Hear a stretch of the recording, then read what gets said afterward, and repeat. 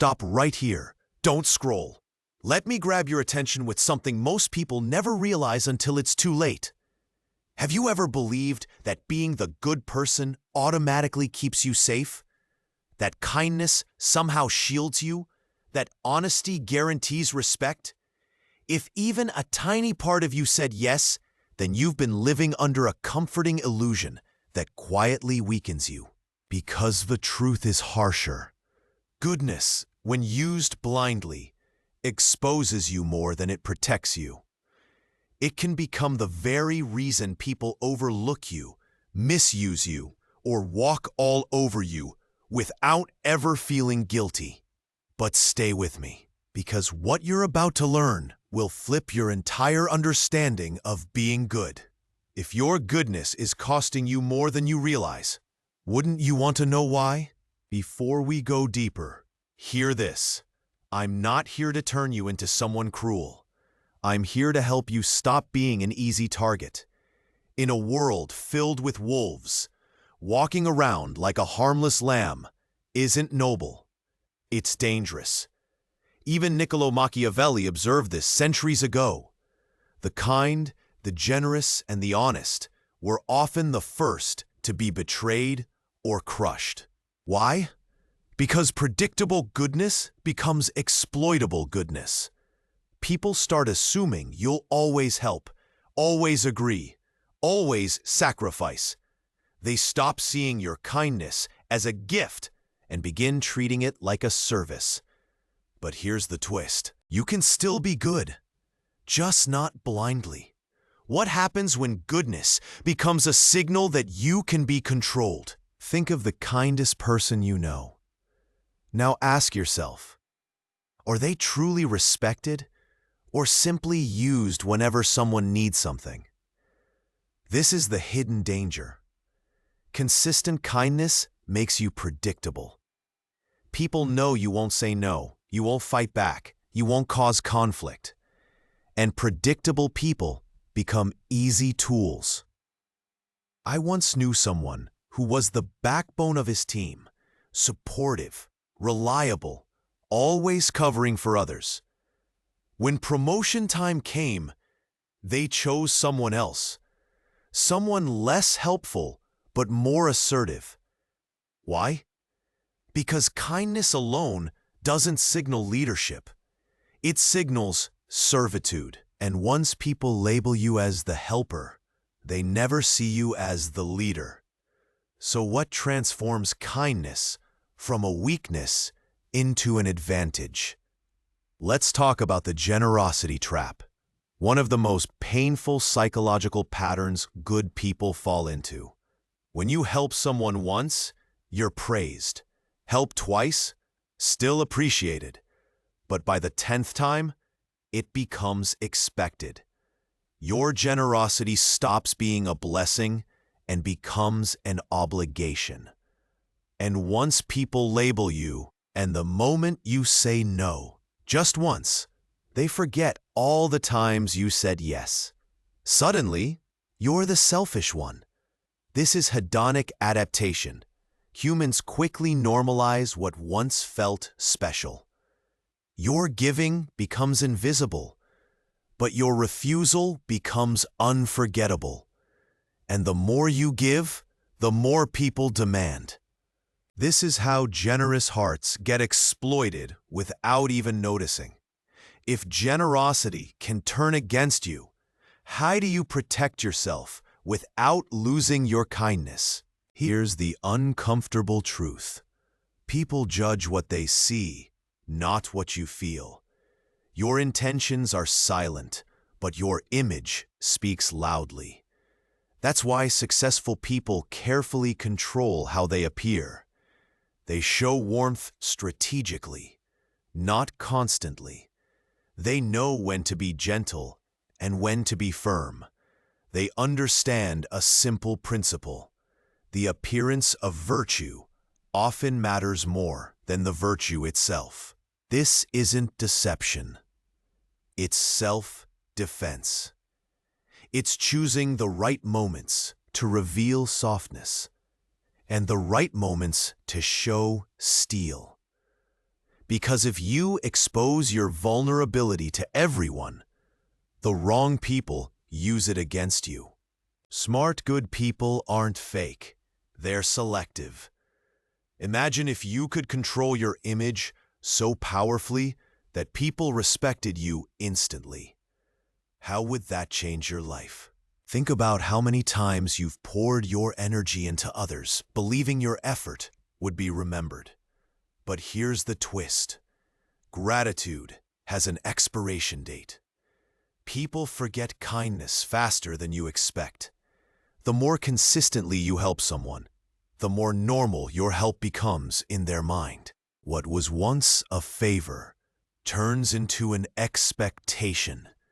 And if you ever pull back, even for your own sanity, they act as if you've betrayed them. This isn't deception. It's strategy. It's because humans adapt to comfort. We normalize blessings until they no longer feel like blessings. And that's why overgivers get hurt the most. If gratitude fades so quickly, how do you make your kindness actually matter? Let's face it, intentions alone don't change anything. You can have the purest heart in the world, but if your actions don't produce real results, people won't remember you. The world rewards outcomes, not motives. Think of the people who shaped history. They weren't always gentle, but they were effective.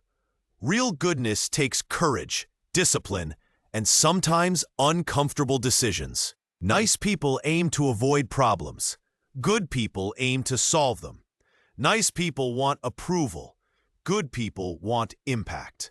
And the moment you shift from seeking validation to seeking results, everything in your life changes. How you speak, how you choose, how you stand your ground. What if the secret to real influence isn't being nice, but being effective? Take a moment and imagine your future self, strong, respected, remembered. Now ask yourself, does that version survive by being endlessly agreeable? Not a chance. To build a legacy, you first need to survive, and survival requires strength, strategy, and boundaries. The world doesn't reward those who crumble under pressure. It rewards those who can protect their time, their energy, and their mission. Good people often fall not because of their hearts, but because they lack shields. They try to save everyone while forgetting to save themselves. But you can't lift others if you're sinking. When you protect yourself first, you multiply your ability to help others later.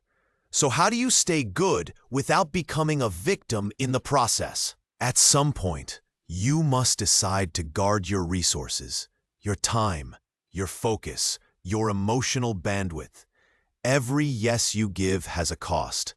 Every moment you spend rescuing others is a moment stolen from your own growth. And the hard truth is this: when you drain yourself for everyone else, no one comes to refill you. People assume your energy is endless because you've trained them to believe it. They think you'll always show up, even when you're falling apart.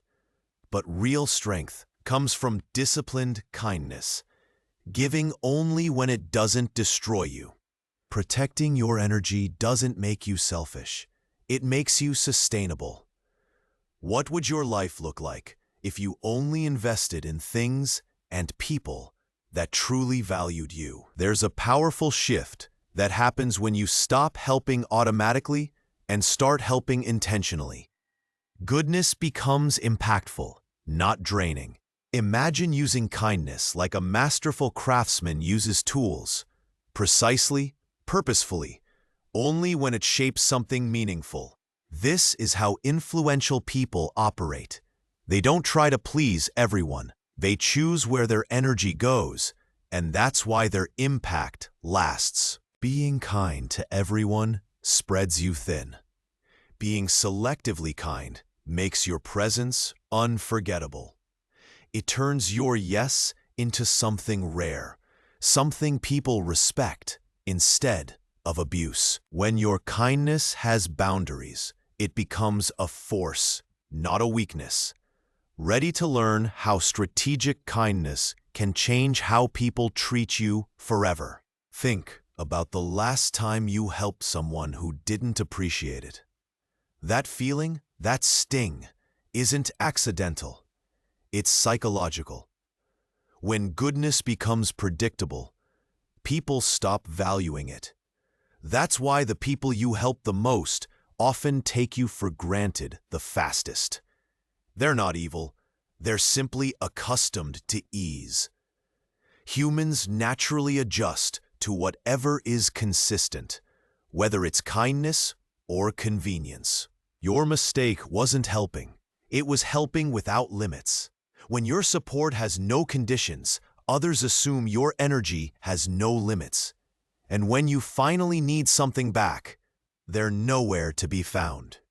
Kindness without boundaries doesn't inspire gratitude. It creates entitlement. So how do you break this cycle without becoming cold or distant? Imagine wearing two versions of yourself, the real you and the version people perceive. The second one, the image, is what the world responds to. Most people try so hard to be understood, but the truth is harsh. People rarely care about your intentions. They care about what you project. And if your image screams softness without strength, people treat you like someone they can push. But here's the interesting part. You can shape your appearance without sacrificing your authenticity. Show kindness, yes, but reveal firmness when necessary. Display warmth, but guard your limits. Influence comes from balancing both sides, compassion and authority. People respect what they cannot control. What if adjusting your image even slightly could transform the way everyone treats you? Let's dig deeper into something uncomfortable. Most people misuse your time, not because they're malicious, but because you haven't made your time feel valuable. You say yes quickly. You respond instantly. You drop everything for others. And because you do it so often, people assume that's just who you are. But here's the twist. People value what is scarce. If you're always available, your presence loses its weight. When your time becomes accessible to everyone, it stops feeling special to anyone. The moment you become selective, saying yes only when it truly matters, you regain control. Your value rises the moment your availability falls. What would happen if your time suddenly became something people had to earn? Think of power not as dominance, but as control over your own life. Real power comes from choosing where your energy goes. And when you start choosing wisely, people begin seeing you differently. They notice the shift. They sense your boundaries. They feel your confidence. That alone changes how they approach you. People respect those who respect themselves. They trust those who stand firm. And they follow those who don't bend for approval. When you lead your own emotions, your own time, and your own decisions, you naturally command more respect. Goodness becomes powerful when it flows from someone stable, not someone drained. If self-respect attracts respect, how do you build it in a world that keeps testing you? Now here's the game changer. Your kindness becomes legendary when it's paired with wisdom. When you help the right people, not just everyone. When you give at the right time, not every time. When your yes means something because your no has weight. This balance doesn't push people away. It makes them value you more. Think about leaders who leave an impact. They're not endlessly available, yet when they do show up, their presence changes the room.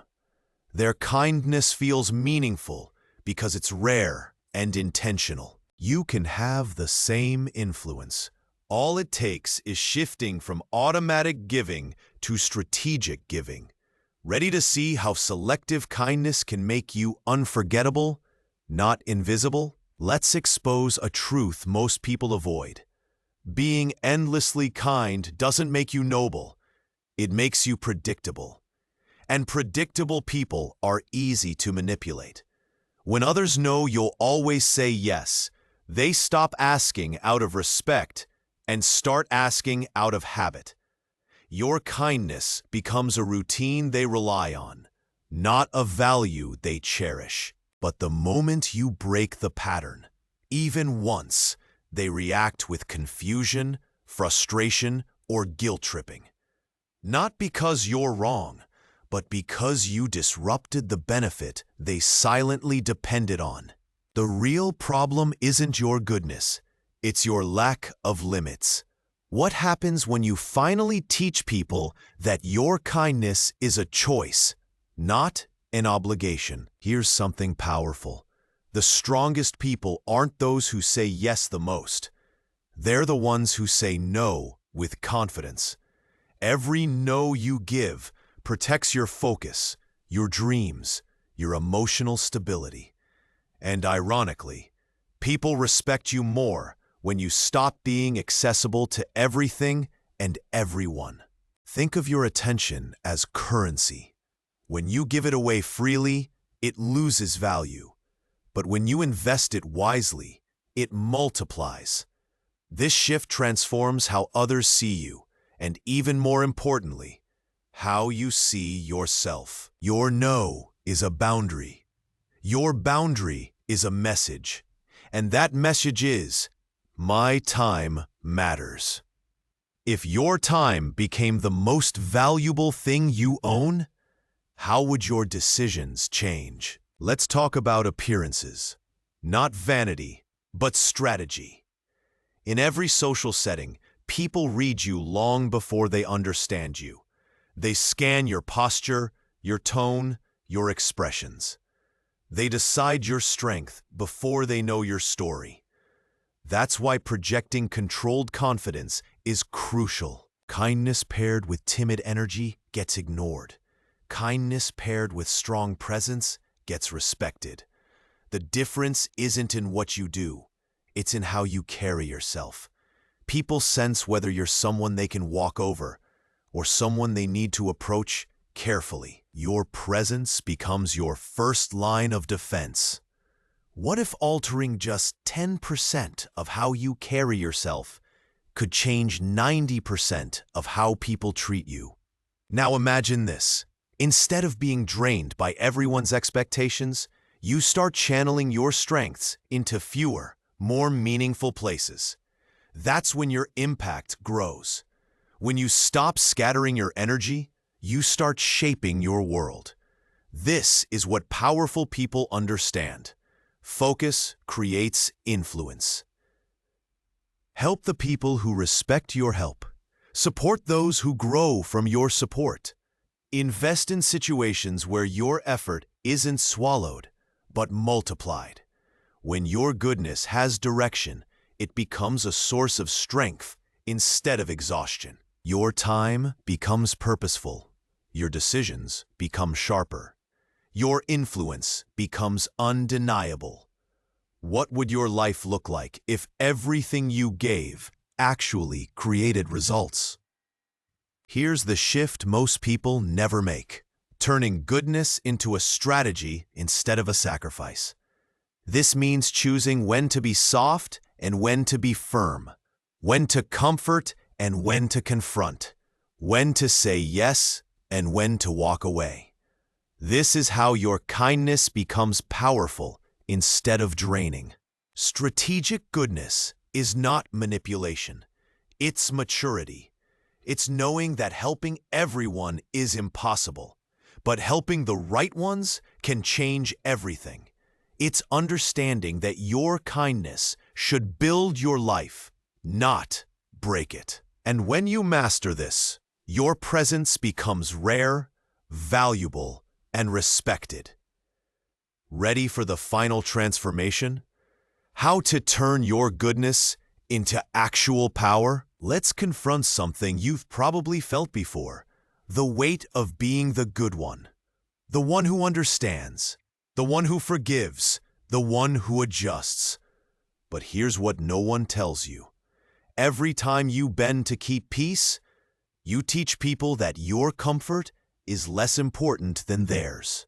And over time, they start expecting your sacrifices as if they are the natural order of things.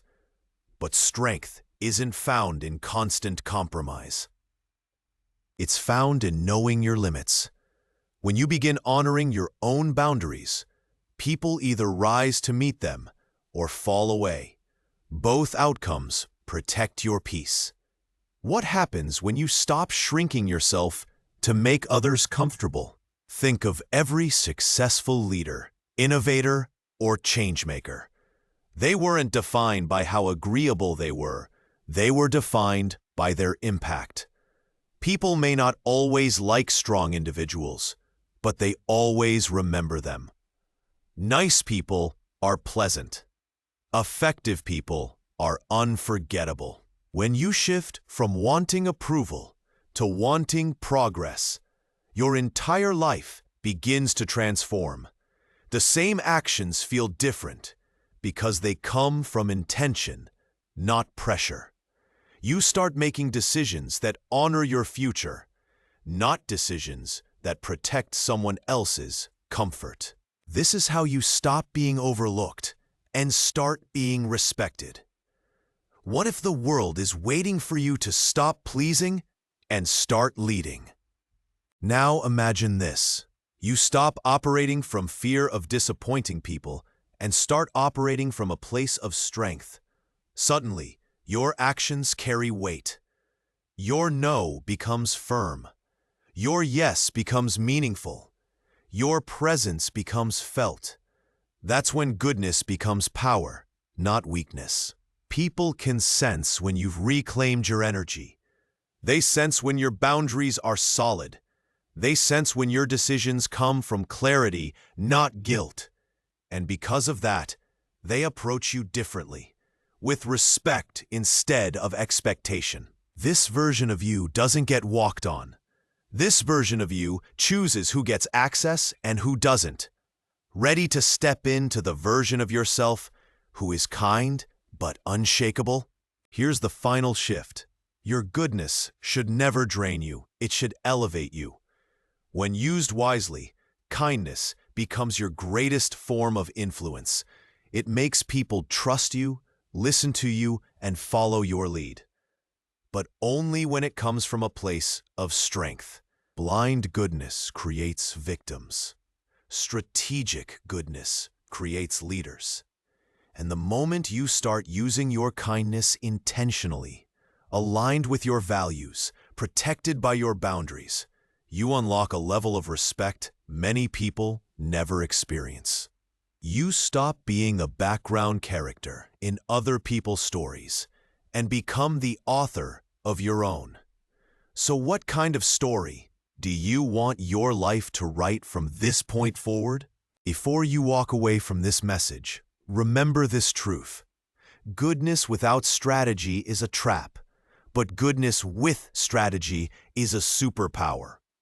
You now understand why overgiving leads to exhaustion, why gratitude fades, why intentions mean nothing without results, and why boundaries aren't selfish, they're necessary. Now the decision is yours.